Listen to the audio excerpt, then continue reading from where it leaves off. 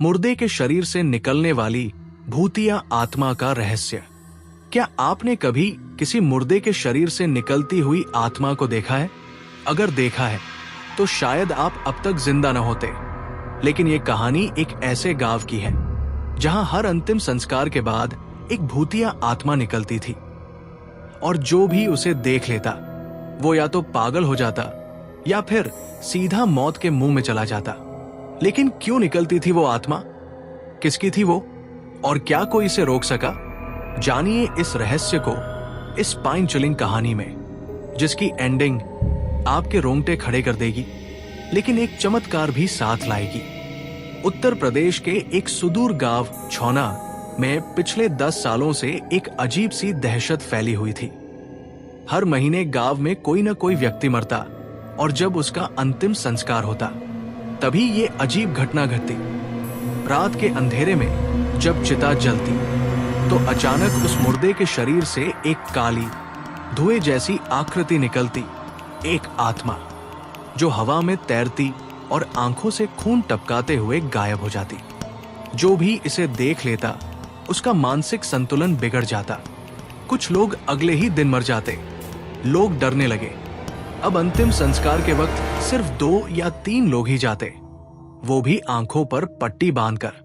दिल्ली से आई एक प्रसिद्ध पैरासाइकोलॉजिस्ट डॉक्टर नीरा चौधरी इस रहस्य को सुलझाने गांव पहुंची।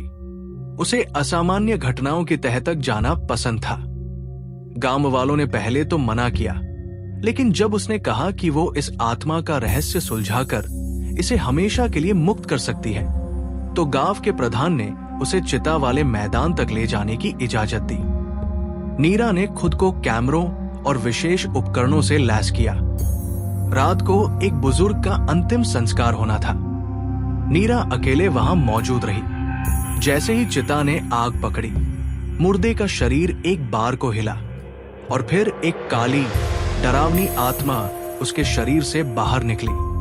उसकी आंखें गहरी, काली और लाल थी और जैसे ही उसने नीरा की ओर देखा, पूरा वातावरण कंप पाने लगा। नीरा बेहोश होते होते बची, लेकिन उसने उस आत्मा की एक फुटेज रिकॉर्ड कर ली। नीरा ने गांव के पुराने रिकॉर्ड खंगाले। 10 साल पहले एक घटना हुई थी। एक पंडित राघव शास्त्री की, जो तांत्रिक विद्या करता था, रहस्यमयी तरीके से मृत्यु हो गई थी। लोगों का मानना था कि वो दूसरों की आत्माएं अपने वश में करके उन्हें अमरत्व पाने के लिए प्रयोग करता था। उसकी मौत एक एक्सीडेंट में हुई थी, लेकिन अंतिम संस्कार के वक्त उसका शरीर खुद ब खुद हिलने लगा था और तभी से हर मुर्दे से एक आत्मा निकलने लगी। नीरा को एक झोंपड़ी मिली जो अब खंडहर बन चुकी थी। वही राघव शास्त्री की साधना होती थी। वहां एक गुप्त तहखाना था। नीरा जब नीचे गई तो वहां कई मुर्दों की अधजली लाशें मिली। कुछ के माथे पर तिलक, कुछ के गले में रुद्राक्ष और बीचों बीच एक पत्थर का आसन जिस पर खून के निशान थे। तभी उसे एक किताब मिली, मृत्युजयी तंत्र साधना। उसमें लिखा था, जो मृत्यु के द्वार से लौटे वो दूसरों की आत्माएं कैद कर सकते हैं। हर चिता से आत्मा छीनो और 100 आत्माएं होने पर तुम अमर बन सकते हो। राघव की आत्मा ही निकल रही थी। नीरा का सिर चकरा गया। राघव की आत्मा मरने के बाद मुर्दों के शरीर में घुस जाती थी और जैसे ही अग्नि चिता जलती, वो शरीर छोड़कर बाहर निकलती। मतलब हर बार जो आत्मा निकलती थी वो अलग नहीं, बल्कि वही एक आत्मा थी, राघव की, जो 100 आत्माएं पाने के लिए हर चिता में प्रवेश करता था। सवीन आत्मा और आखिरी चिता। अब गांव में फिर एक मौत हुई। नीरा जानती थी ये राघव की एक सवीन आत्मा होगी। अगर आज उसे रोका नहीं गया तो वो अमर हो जाएगा।